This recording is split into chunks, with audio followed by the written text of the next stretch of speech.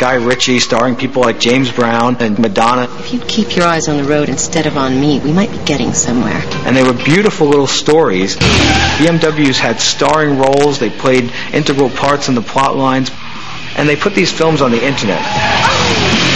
It's advertising as a piece of entertainment in and of itself that people not only will tolerate, but will actually go in search of. And BMW sales went dramatically through the roof in the years after these films aired. 2. You have a reservation? Superman. I don't see anything. Might be under Man of Steel. Man of Steel. Man of Steel. Oh, yeah, Man of Steel.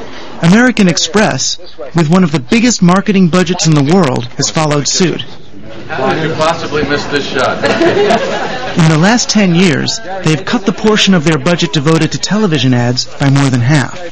Instead, they're pouring millions into a series of what they call webisodes, starring their corporate pitchman Jerry Seinfeld and directed by A-list Hollywood veteran Barry Levinson. We're launching a new medium here. That should be central to everything we talk about out there in the market. This is about, because that's where Jerry's excitement has come from. He has been proud to be part of, creating something brand new here. And we're going to have an online advertisement that's going to pop up at the end of watching the webisodes, which is going to prompt people to apply for the card.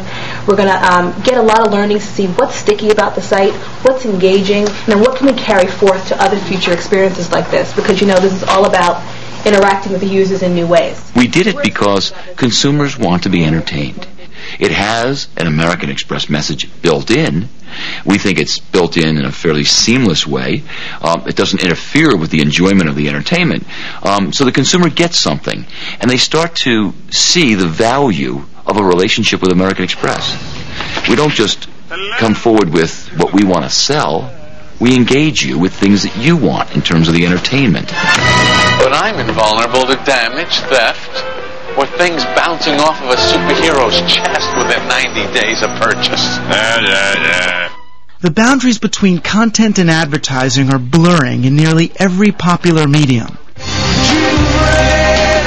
Rock stars like Sting are partnering up with big brands and debuting their songs in advertisements as a way of reaching a wider audience. Even anti-establishment icon Bob Dylan starred in a hybrid of music video and ad for Victoria's Secret and got his CD stocked in their lingerie stores to boot. The times they are a-changin', some fear for the worse. Once a culture becomes entirely advertising friendly, it ceases to be a culture at all. It ceases to be a culture worth the name. It has to have the constant mood that shoppers require. There has to be a kind of muzak playing in the background all the time. Now you think back to those dramas, those comedies that have really stayed with you, that have moved you tremendously, that you want to see again, that you think about for days. Well, those kinds of works are increasingly unlikely when the stuff that's on TV basically functions to sell Pepsis, to sell Nikes, to sell selling, to sell consumption. This is the same idea as a focus group, just a really, really small group.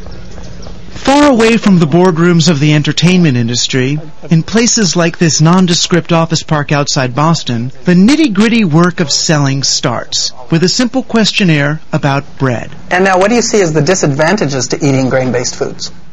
Today, faced with a nation hooked on low-carb diets, the baked goods industry needs to find out just how Americans feel about their products. Okay, I'm going to read you some different emotions.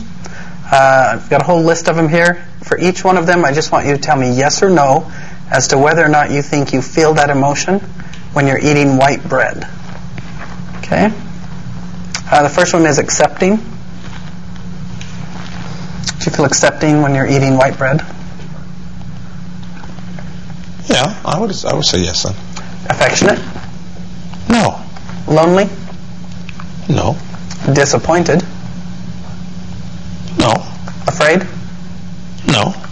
Trusting? No, I don't think that would be an issue. Would you feel uncertain?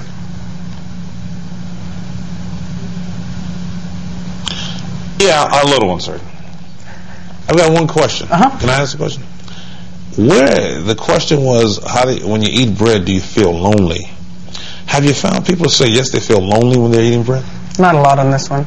Welcome to the strange world of market research. Now we have to be careful because that's not politically correct to say women and inside. Where those who claim to have figured out the hidden desires of consumers are treated as gurus. We all come from a woman. We all spend 9 months inside of a woman. So women are expert in the inside.